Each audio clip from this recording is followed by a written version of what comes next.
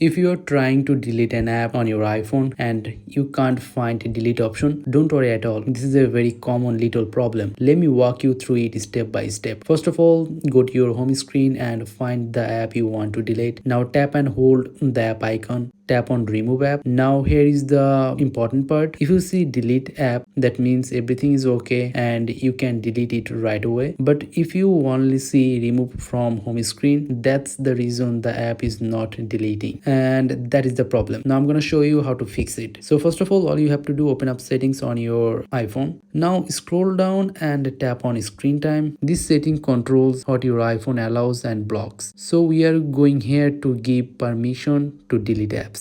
Now scroll down and tap content and privacy restrictions, then tap iTunes and App Store purchases. Here you will see an option called deleting apps. Tap on it and simply select allow. If your iPhone asks for a screen time passcode, just enter it. But if you forget the passcode, you can tap change screen time passcode, then forget passcode and recover it using your Apple ID. Once this is done, your iPhone now allows app deletion again. Now return to the home screen, locate the same app and attempt to delete it again. The delete app option should now appear. Tap on it to delete the app. So yeah, that's it. If you'd like to learn more simple iPhone tips and tricks like this one, make sure to subscribe to this YouTube channel and like this video. Thanks for watching.